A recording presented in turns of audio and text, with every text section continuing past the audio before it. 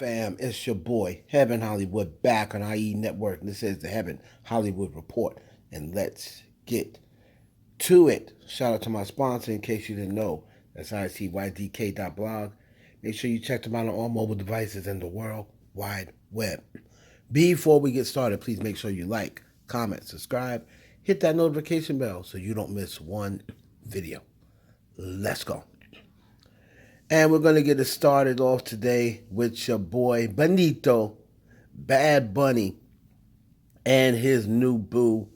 Well, it's not that new anymore, but Kendall Jenner, a.k.a. Kenny Jen. Now, they were courtside for the Lakers Warriors, causing a stir because they were showing a lot of PDA. Bad Bunny was all in her face, kept kissing her hand, trying to kiss on her neck. Like he was showing a lot of PDA out there. Looked like he was more into Kendall even in the game. At one point, he got in Draymond Green's face. That was pretty cool. But Kendall Jenner, with her petty self, as we all know, she used to date Phoenix Suns star Devin Booker. Now, the other night, Devin Booker got demolished in Phoenix by the Denver Nuggets, and they were eliminated. No more than 15 minutes after they were eliminated, Kendall Petty Jenner goes and produces this picture in her bikini with a glass, drinking with this big old smile on her face, and she was on the beach, allegedly with Bad Bunny, and she posts this picture as soon as Devin was eliminated. Now, Kendall is so petty. We all know why she posted that picture. Bad Bunny even had a comment and even had a line in one of his songs saying something about where she's at. The sun shines brighter in Miami than it does Phoenix or something like that. Or sun shines brighter in Puerto Rico than it does Phoenix. He said something along those lines. Everyone knew that he was taking a shot at Devin Booker. So, shout out to Kendall Jenner being petty. Oh, man. Devin Booker has yet to respond. Now, moving on from one Jenner to the next. A lot of people sent me the article on In Case You Didn't Know. And this was put up the other day. And the title was Kylie, Tory Lanez, Megan Thee Stallion, the incident at Kylie's house. Now, the moment you see this title, you have to know that it is about, what happened the night that, of the unfortunate incident between Tory Lanez, Megan Thee Stallion, and Kelsey Harris. This is just giving you like a little bit more insight of what took place inside Kylie's house.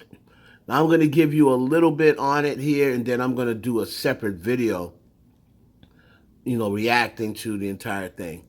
Now, one thing I could tell you about In Case You Didn't Know. In case you didn't know, it's ran by, my girl, Regina. And she is a former publicist in the industry for over 12 years, I believe it was. And all of her friends that she has left, they are all someone in the business, either a former publicist that came up with her, or someone in marketing, or stylist. Like, everyone that she talks to are people who are either used to be in the business with her or worked it up or still in the business. So I know when she gets this insight, and I do know that she has connections to the Kardashians. Her and Khloe are really cool. So I'm not saying by any means that she got any information from Khloe. I'm sure Khloe would never dime her sister out, but there's other ways for her to get this information.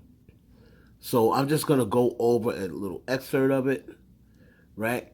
And she gives an explanation of that. Remember, Kelsey Harris kept saying Megan kept busting out with some loud, uncontrollable laugh that I had never seen her do before. So they even made reference to this in here and kind of gave a little context to it. So it says here, we'll start from right before Megan left Kylie's house. Megan is drunk. I asked my source about this uncontrollable laugh that was brought up, and she said that was a sarcastic laugh that Megan was doing while she was watching Tori try to get up on Kylie. It was like Megan was trying to send him bat signals without saying, I see you and I see what you doing. Get away from that B word. The reason that she kept laughing was because Tori was ignoring her. He was smiling and all up on Kylie. He was whispering in her ear. She's giggling and pushing him back, saying, whoa, babe, back up. You all up in my space. But she was laughing. She found him very funny and cool. Kylie is motioning to Tori as to say, your friend is getting upset. So I'm going to go over because there is more. There's more context. And I find it very interesting because it kind of gives you, that more in-depth intel that nobody was saying in court. It's kind of like connecting the rest of the dots. Because, of course, we had to know that that wasn't the only thing said. There was no touching on what was they talking about in the pool. That, what did Megan see that made her get upset. And this is a very, very interesting article. It's short, but it kind of puts into perspective what she saw in the pool or inside Kylie's house that got her ticked off. Because people were like, it just sounds like, okay, they're all there hanging out, partying.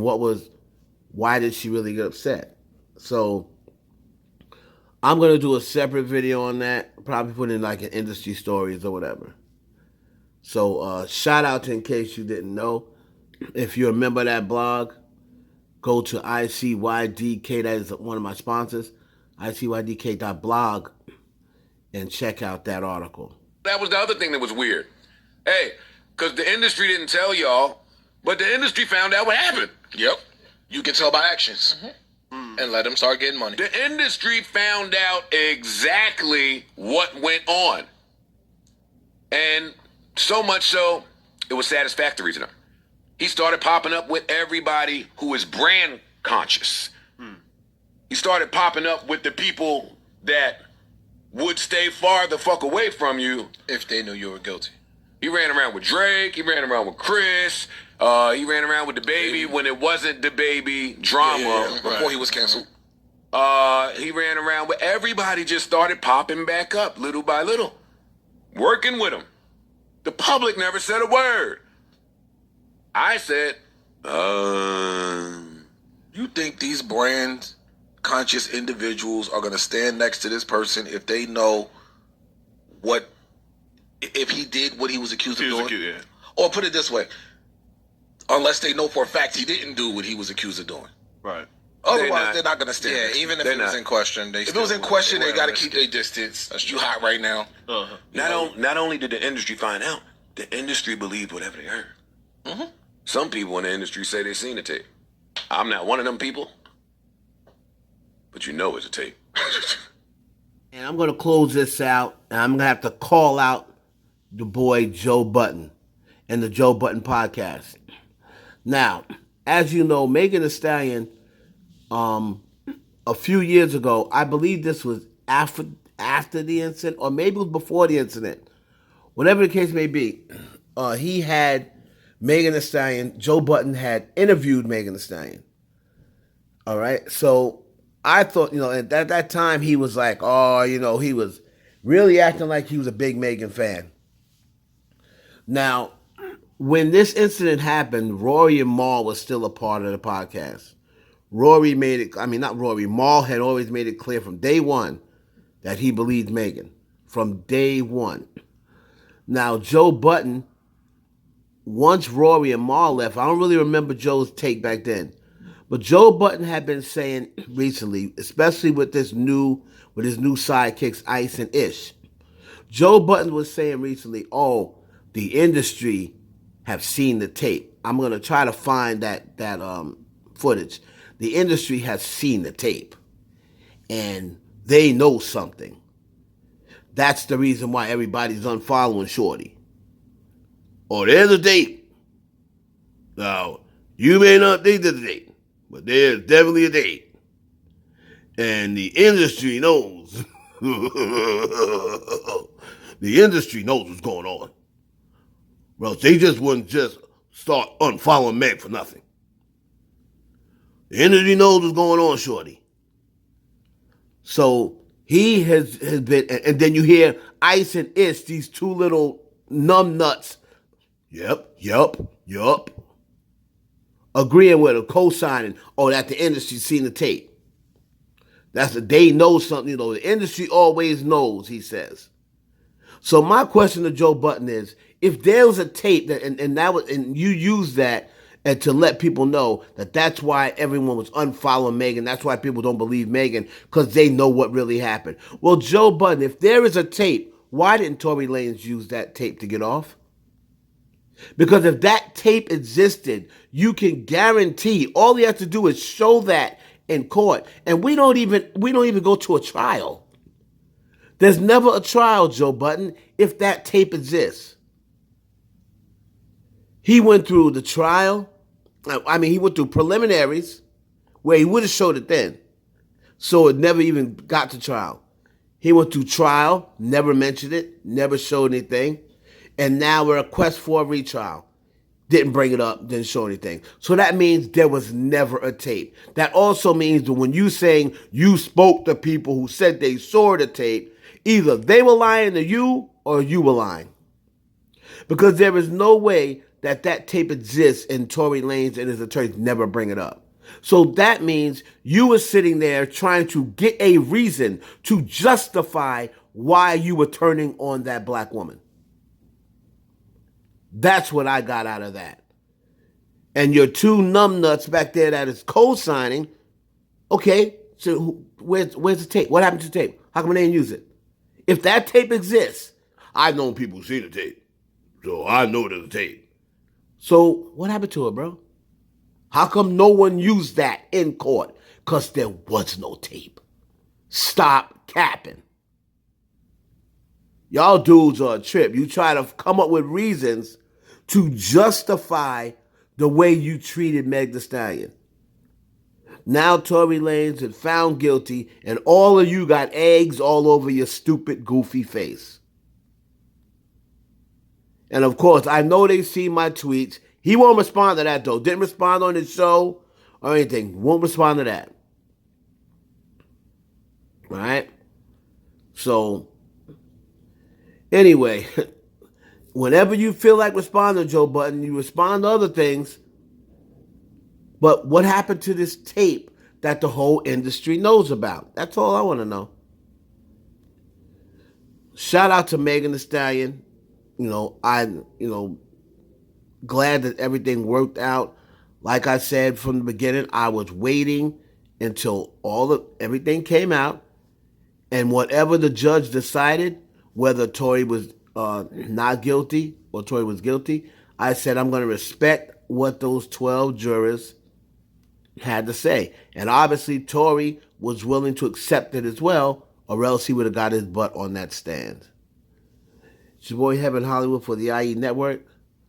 Please like, comment, subscribe, and share this video with your friends.